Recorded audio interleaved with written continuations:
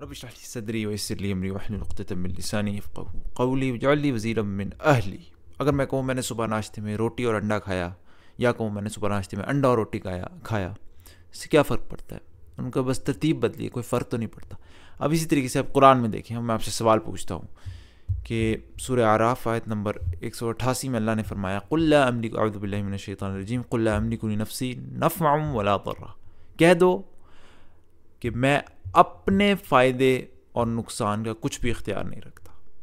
یہی بات سورہ یونس میں سورہ نمبر 10 آیت نمبر 49 میں کہی قل لا املک لنفسی ضرا ولا منفعا، کہہ دو میں اپنے نقصان اور فائدے کا بھی کچھ اختیار نہیں رکھتا۔ یہاں پہ نقصان کا پہلے ذکر کیا پھر فائدے کا، یہاں پہ فائدے کا پہلے ذکر نقصان کا، کیا فرق پڑتا ہے؟ بات تو ایک ہی کہی جا رہی ہے کہ اے نبی ان سے کہہ دو کہ میں نہ اپنے فائدے کا کوئی اختیار رکھتا ہوں نہ نقصان کا، یا میں اپنے نقصان کا کوئی اختیار نہیں رکھتا فائدے کا، فرق کوئی پڑتا ہے؟ اب میں آپ کو قرآن کی خوبصورتی دکھاتا ہوں کہ یہ الفاظ کسی نے تکے سے نہیں رکھے، سوچ سمجھ کے رکھے تاکہ ہمارے لیے یہاں پہ نشانی چھوڑ جائے۔ جہاں پہ فرمایا سورہ اعراف میں کہ میں اپنے فائدے کا بھی کوئی اختیار نہیں رکھتا اور نقصان کا نہیں، پہلے فائدے کا ذکر کیا گیا، فائدے کا، پھر نقصان کا ذکر کیا گیا۔ اب آپ غور سے دیکھیں فائدے کی چیز کیا ہے، اس کے کانٹیکسٹ کو دیکھیں، سیاق و سباق۔ یہاں پہ انسان کی نقصان کی چیزیں نہیں چل رہی، کوئی نہ کوئی فائدہ ہو رہا ہے جو یا تو روکا جا رہا ہے یا دیا جا رہا ہے۔ آپ اس سے پچھلی آیت دیکھ لیں، یہ لوگ تم سے قیامت کے بارے میں پوچھتے ہیں، 187 آیت نمبر 187 سورہ اعراف، یہ لوگ تم سے قیامت کے بارے میں پوچھتے ہیں کہ اس کے واقع ہونے کا وقت کب ہے؟ کہہ دو کہ اس کا علم تو میرے پروردگار کے پاس ہے، وہی اس کے وقت کو ظاہر کرے گا۔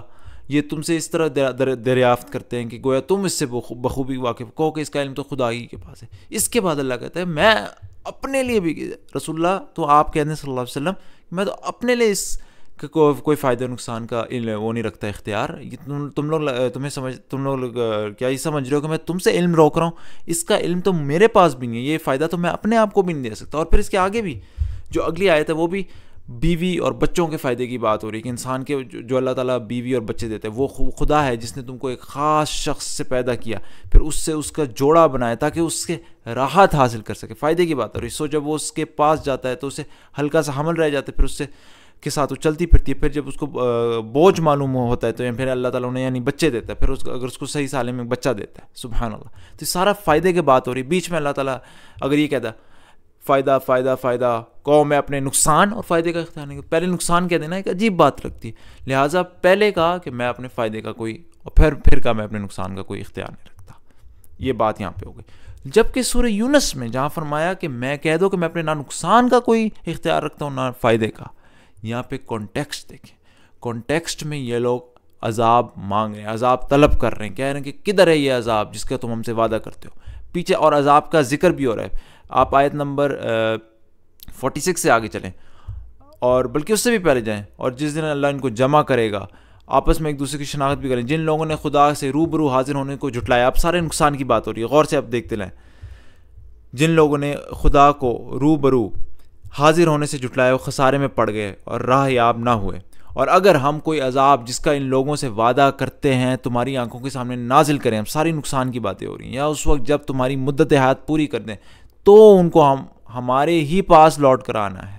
پھر اگلی آیت چلتی ہے، پھر وہ کیا پوچھ رہے ہیں، پھر کہہ رہے ہیں، یہ کہتے ہیں کہ اگر تم سچے ہو تو جس عذاب کا یہ وعدہ ہے وہ آئے گا کب؟ یہ عذاب کب، یعنی نقصان ہے انسان کا، کہہ رہے ہیں کب آئے گا یہ عذاب، کب آئے گا؟ پھر یہ کہتے ہیں کہہ دو کہ میں اپنے نقصان اور فائدے کا بھی، یعنی تم کہہ رہے ہو کہ تمہیں نقصان پہنچے، تمہیں میں سزا دوں، میں تو اپنے آپ کو سزا دینے تک کا اختیار نہیں رکھتا، نہ اپنے آپ کو نقصان دے سکتا نہ اپنے آپ کو فائدہ، بلکہ آگے بھی آیات نقصان کے بارے میں چلتی ہیں، عذاب کے بارے میں۔ کہہ دو کہ بھلا دیکھو تو اگر اس کا عذاب تم پر ناگہاں آ جائے رات کو یا دن کو، تو پھر گنہگار کس بات کی جلدی کر رہے ہیں؟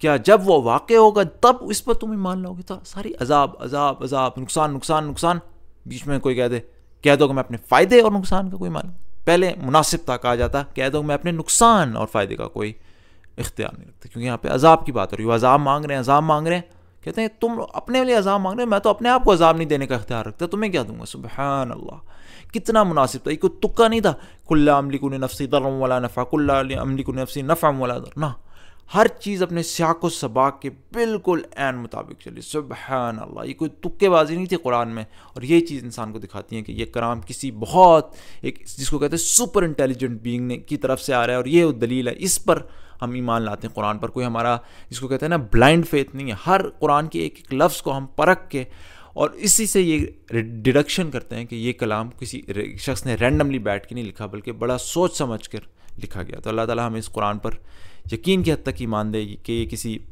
انسان کا لکھا ہوا کلام نہیں, بلکہ کسی سپر انٹیلیجنٹ بینگ کی طرف سے, جسے ہم اللہ سبحانہ و تعالیٰ کہتے ہیں. سبحانک اللہم و بحمدک اشہد ان لا الہ الا انت استغفرک و اتوب الیک.